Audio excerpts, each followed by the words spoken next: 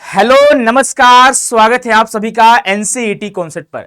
आप में से जितने ऐसे स्टूडेंट हैं जो मनु को टारगेट कर रहे हैं, प्यारे बच्चों, इस सेशन में आप सभी को ए टू जेड इंफॉर्मेशन देने जा रहा हूं। कब इसका होगा रजिस्ट्रेशन, कब काउंसलिंग स्टार्ट होगी, कितने सीट्स हैं और कौन कौन से बच्चे एलिजिबल हैं, और साथ ही साथ कट ऑफ कितनी जाती है, वहां का एकेडमी का फीस कैसा है, हॉस्टल है कि नहीं है, रिव्यू कैसा है, इन सभी के बारे में डिटेल में आपको इंफॉर्मेशन देने जा रहे हैं। तो अगर आप मनु को टारगेट कर रहे हैं तो आप इस वीडियो को एंड तक जरूर देखिएगा। तो चलिए प्यारे बच्चों, सेशन को स्टार्ट करते। इससे पहले आप सभी को बता दें कि अगर आपके कोई छोटे भाई बहन होंगे या फिर जूनियर्स आपके होंगे जो एनसीईटी का प्रिपरेशन करना चाहते होंगे, तो आप उन्हें बता दीजिएगा कि यहाँ पे आप सभी के लिए श्योर सिलेक्शन प्लस बैच आ चुका है, जहां पे क्लासेस जो है 1 जून से आपको मिलने स्टार्ट हो जाएंगे। ठीक है, और अभी जो है कोर्स में ऑफर चल रहा है, तो अगर एनसीईटी का कंप्लीट तैयारी करना चाहते हैं तो आप इस कोर्स में इनरोल हो सकते हैं। इसके लिए आपको प्ले स्टोर से हमारे एप्लीकेशन डाउनलोड करना होगा। एप्लीकेशन का नाम है सीयूटी कॉन्सेप्ट, वहां से आप इनरोल हो सकते हैं या फिर आप ऑफिस के नंबर पर आप कॉन्टेक्ट कर सकते हैं। तो चलिए प्यारे बच्चों, सेशन को हम लोग स्टार्ट करते हैं। यहाँ पे आप देखोगे यह जो है 2026-27 का न्यू जो है आपके लिए प्रोस्पेक्टस जारी करा गया है। ठीक है, कि कौन कौन से आपको यहाँ पे क्या एडमिशन लेने क्या क्या आपको करना पड़ेगा और कितने सीटें हैं, क्या है, पूरा इन्होंने डिटेल में बता रखा है। ठीक है, तो कुल मिलाकर इन्होंने पहले बात किया था कि भाई आपको एनसीईटी का एग्जाम देना पड़ेगा। अगर आप एनसीईटी का एग्जाम नहीं देते तो आप हमारे यहाँ एलिजिबल नहीं है। ठीक है, और आपको 10+2 आपका कंप्लीट होना चाहिए, यानी आपका 12th पास होना चाहिए, और 12th का जो परसेंट होना चाहिए लगभग 50% आपका होना चाहिए। ठीक है, अब अगर सीट की बात करते हैं, क्योंकि आपको पता होगा इससे पहले क्या था, सिर्फ आपका मनु हैदराबाद वाला शामिल था एनसीईटी में, है ना। इस बार क्या हुआ, बिहार और जो दरभंगा में है वो भी मनु आपका शामिल हो चुका है। आपको पता होगा जो हैदराबाद वाली, जो तेलंगाना वाली है, वो मेन कैंपस है मौलाना आजाद नेशनल उर्दू यूनिवर्सिटी का, और जो आपका बिहार में है उसका अफिलिएटेड कॉलेज है।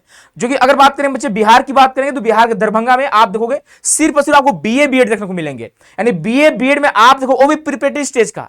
तो प्रिपरेटरी स्टेज यानी आप यहाँ पे 3 to 5 का टीचर बनोगे, ध्यान रखिएगा 3 to 5 का आप टीचर बनने वाले हो। अगर आप बिहार के दरभंगा से आप मनु से आप अपना आईटीपी कोर्स करते हैं, बीए बीएड करते हैं। उसके बाद अगर बात करते हैं मनु मेन कैंपस की बात करें, हैदराबाद की बात करें, तो यहां पे आप देखोगे ITP BA BEd secondary stage 50 seat, ITP science BSc BEd secondary stage 50 seat, ITP commerce BCom BEd secondary से 50 सीट आपको देखने को मिलेंगे। यानी कुल मिलाकर आप बोल सकते हो मनु में टोटल आपका 200 सीट आपको देखने को मिल रहे हैं, यानी 200 सीटें आपको देखने को मिलेंगे। कौन कौन से स्टूडेंट यहाँ पे एलिजिबल है उसके बारे में बात करने जा रहे हैं। देखो ये जो आपको कैंपस दिखाई दे रहा है, एक कैंपस आपका मनु हैदराबाद का है। ठीक है, बहुत बड़ा कैंपस है ना, और यहाँ बहुत सारे आपको कोर्सेज देखने को मिलेंगे, यूजी का कोर्स, पीजी का कोर्स, पीएचडी का कोर्स वगैरह। ठीक है, तो बहुत सारे आईटीआई वगैरह हो गए, बहुत सारे कोर्सेज आपको देखने को मिलते हैं। और अगर बिहार की बात करें, यहाँ पे जनरली होता क्या है, आईटीआई वगैरह कोर्सेज वगैरह है। ठीक है, और मेनली जो फोकस करता है बीएड एमएड फोकस करता है ना। तो ये आपका आप देखोगे आपका कॉलेज है बिहार वाला, दरभंगा वाला। तो जो बच्चे बिहार से होंगे, अगर आप प्रिपरेटरी स्टेज का कोर्स करना चाहते होंगे तो आप यहाँ पे टारगेट कर सकते हो। यहाँ पे कट ऑफ बहुत कम जाने वाली है, कट ऑफ के बारे में लास्ट में बात करेंगे। ठीक है, कि कितनी आपको कट ऑफ जाएगी, यहाँ पे देखोगे इन्होंने डिटेल मेंशन कर रखा है कितने सीट यहाँ पे आपको देखने को मिलेंगे। तो भाई देख लो, आपका 150 सीट आपका मनु हैदराबाद में है और 50 सीट आपका दरभंगा में है। ठीक है, एएन का नोटिस रहा है। उसके बाद आगे बात करेंगे, है ना। और आपका जो एडमिशन होने वाला है ना, the admission to 4-year integrated ITP programme ITP is through NCET 2020 conducted by NT, यानी आपका जो एनसीईटी का एग्जाम हो चुका है उसी के स्कोर कार्ड के बेस पे आपका एडमिशन होने वाला है। उसके बाद बात करेंगे, अब देखो यहाँ पे कौन कौन से सब्जेक्ट अगर आपके हैं तो आप एलिजिबल रहोगे। तो लैंग्वेज 1 की बात करें तो लैंग्वेज 1 में आपका यहाँ पे कंपलसरी है कि उर्दू सब्जेक्ट आपका होना चाहिए। जिन स्टूडेंट का उर्दू नहीं है वो बच्चे यहाँ पे एलिजिबल नहीं रहने वाले। ठीक है, to be chosen from section, यानी 38 लैंग्वेज में से एक लैंग्वेज जो उर्दू आपका था वो आपके लिए मैंडेटरी। आप देखोगे यहाँ पे मैंडेटरी सा कोड क्या है, पेपर कोड आपका 113 113 नंबर कोड वाली आपके लिए यहाँ पे कंपलसरी है, मैंडेटरी है। अगर आपने इस सब्जेक्ट का एग्जाम दिया है तब जाकर आप यहाँ पे एलिजिबल हो। सेकंड लैंग्वेज की बात करेंगे, सेकंड लैंग्वेज आप देख सकते हो, कोई भी आप अदर लैंग्वेज ले सकते हो ना। Candidate who wish to take English as a major subject in ITP must select English. अब आपको पता ही होगा कि अगर आप इंग्लिश से बीए बीएड करना चाहते हो मनु से, है ना, तो आपका English language compulsory second language में। अगर आप हिंदी से बीए बीएड करना चाहते हैं तो हिंदी कंपलसरी है, तब जाकर आप बीए बीएड कर पाओगे। ठीक है, बाकी अदर सब्जेक्ट लाइक आप हिस्ट्री पॉलिटी ज्योग्राफी से आप यहाँ पे बीए बीएड कर सकते हो, कोई दिक्कत की बात नहीं है। ठीक है, तो आपको देखा मैंडेटरी की बात करें, लैंग्वेज में आपका उर्दू मैंडेटरी है, यानी 113 नंबर वाली कोड आपका मैंडेटरी है। अगर आपने यहाँ पे लिया हुआ है, आपने इसका एग्जाम दिया हुआ, तब जाकर आप यहाँ पे एलिजिबल होगे। उसके बाद सारे सब्जेक्ट आपके वही है। ठीक है, आप देख सकते हो डोमेन, आप कोई भी डोमेन लियो कोई फर्क नहीं पड़ता है।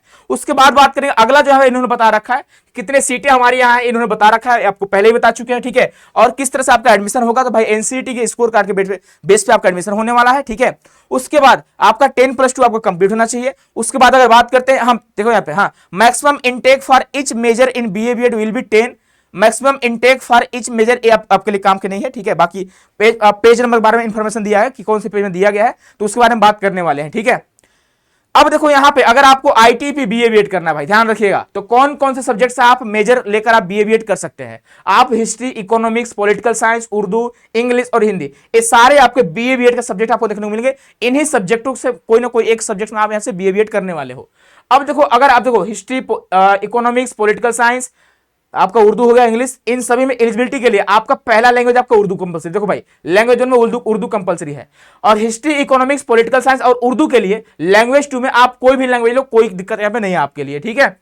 इंग्लिश के लिए आपका सेकंड लैंग्वेज इंग्लिश होना चाहिए, हिंदी के लिए सेकंड आपका हिंदी होना चाहिए। बाकी डोमेन आप देखो, अगर बात करते हैं बीए बीएड का, तो candidate should select 3 domain specific subject from the following: political science, history, geography, economics. इनमें से कोई 3 सब्जेक्ट आपको एज ए यहाँ पे डोमेन ऑप्ट करने थे, तब जाकर आप एलिजिबल हो। बीएससी बीएड की बात करें तो फर्स्ट लैंग्वेज आपको उर्दू कंपलसरी है, ठीक है। आप mathematics, physics, chemistry, botany, zoology, कोई भी सब्जेक्ट आप बीएससी बीएड कर सकते हैं। फर्स्ट लैंग्वेज उर्दू कंपलसरी है। सेकंड में आपका आप उर्दू लो या ना लो, कोई फर्क नहीं पड़ने वाली है। बाकी डोमेन आपका होना चाहिए, ठीक है। लाइक अगर आप पीसीबी से है भाई, आपका पीसीबी होना चाहिए, कोई आपका 3 होना चाहिए इसमें से, मैथमेटिक्स, फिजिक्स, केमिस्ट्री, बायोलॉजी, इनमें से कोई आपका 3 है तो आप यहाँ पे एलिजिबल रहने वाले हो। बीकॉम बीएड की बात करें तो फर्स्ट लैंग्वेज आपका उर्दू कंपलसरी है, सेकंड में आप कोई भी लैंग्वेज लो, कोई फर्क नहीं पड़ता है। और यहाँ पे आपका देखो बीएसटी हो गया, अकाउंट हो गया, है ना, इनमें से कोई भी आपका सब्जेक्ट है डोमेन में, तो आप यहाँ पे एलिजिबल होने वाले हो। तो ये आपका सब्जेक्ट वाइज आप देख लेंगे, आपका एलिजिबिलिटी क्राइटेरिया है कि आप एलिजिबल हो कि नहीं हो। उसके बाद बात करेंगे यहाँ पे, तो भाई आपको एग्जाम देना ही पड़ेगा, और ऑल सब्जेक्ट आपका अटेम्प्ट करना कंपलसरी है, ध्यान रखिएगा इस बात का। जैसे आप यहाँ पे देखोगे in total 3 there will be 160 question to be attempt out of 181 question. There will be a choice of 3 question in this subject, यानी आपको पता होगा 28 में 25 करना होता है, 23 में 20 करना होता है, ठीक है। उसके बाद आप देखोगे यहाँ पे और भी चीजें दिया, कुछ खास दिया नहीं है। अब आगे बात करते हैं नेक्स्ट यहाँ पे देखेंगे आईटीपी साइंस की बात करें तो भाई डिपार्टमेंट आप जो भी आपका है ना, आप इसको देख लीजिएगा। ये आपके सारे एलिजिबिलिटी हो गए जो पहले भी आपको बता चुके हैं, ठीक है। उसके बाद हाँ, अब यहाँ पे देखो और भी आपके लिए रिलैक्सेशन है। जैसे मान लीजिए candidate who have study from state Madrasa education board are also eligible. अगर आप यहाँ पे स्टेट मदरसा बोर्ड से पढ़े हुए तो आप यहाँ पे मनु में एलिजिबल हो भाई, ध्यान रखिएगा आप लोग। उसके बाद यहाँ पे देखो आपका उर्दू होना चाहिए, उर्दू एज ए सब्जेक्ट या फिर language are as a medium in 10th या 12th या ग्रेजुएशन। यानी देखो अगर आपने यहाँ पे, ठीक है, या तो 10th में या तो 12th में भी आपका उर्दू पढ़ना कंपलसरी था, ठीक है, अगर आपने पढ़ा है तब जाकर आप एलिजिबल है। या फिर इक्विवेलेंट मदरसा कोर्सेस, अगर आपने मदरसा कोर्स किया है with Urdu as a medium of instruction approve by MANUU, ठीक है, जो मनु द्वारा जिसको अप्रूव करा गया, अगर आप वहां से आप लैंग्वेज में अगर अपना कोर्स किए हैं तब जाकर आप एलिजिबल रहने वाले हैं, ठीक है भाई। देखो आपका एनसीटी का सब्जेक्ट तो ठीक है, उर्दू कंपलसरी है, साथ ही साथ 10th और 10th या 12th इनमें से कोई में आपका उर्दू कंपलसरी भाई, या तो आप मदरसा से पढ़े हो, है ना, इसको आप देख लीजिएगा, ठीक है। उसके बाद अगर बात करते हैं candidate should have study at least 2 discipline specific subject, आपका मैथमेटिक्स, ठीक है, तो पहले भी आप बता चुके हैं, ठीक है। तो जनरली यही सारी चीजें। और उसके बाद अगर आगे देखेंगे आईटी बीकॉम बीएड की बात करें, सेम टू सेम वैसा ही है ना, आपने मदरसा से पढ़ा हो या फिर आपका उर्दू रहा हो, है ना, 10th या 12th में। उसके बाद अगर बात करते हैं यहाँ पे, अगर बीएससी बीएड की बात करें, सॉरी बीए बीएड की बात करें, तो सेम टू सेम वैसा ही है आपके लिए, है ना, चाहे आपका सेकेंडरी से सीट हो, चाहे आपका दरभंगा वाली 50 सीट हो, है ना। तो यहाँ पे इसको आप देख लीजिएगा, सेम टू सेम वही है कि 10th या 12th में आपका उर्दू कंपलसरी था, या फिर आप मदरसा से पढ़े हो तो कोई दिक्कत की बात नहीं, आप हमारे यहाँ एलिजिबल हो। उसके बाद अगर बात करते हैं जनरल एलिजिबिलिटी कंडीशन की बात करते हैं ना, the candidates are required to compulsorily go through NTA, ठीक है, आपको यहाँ पे आईटीपी का प्रोस्पेक्टस पढ़ना है, आपको एनसीटी का एग्जाम देना है। उसके बाद अगर बात करते हैं, कुछ खास है नहीं, पहले भी आपको बता रखे हैं, सेम टू सेम वही दोहराया हुआ है, कुछ खास है नहीं इसमें, ठीक है। उसके बाद अगर बात करते हैं यहाँ पे, ठीक है, एज की बात किया, 30 साल वाले यहाँ पे एलिजिबल हो भाई, 30 तो किसी का हो ही नहीं रहा होगा। उसके बाद यहाँ पे आप देखोगे सेमेस्टर वाइज आपका एकेडमिक का फीस दिया हुआ है।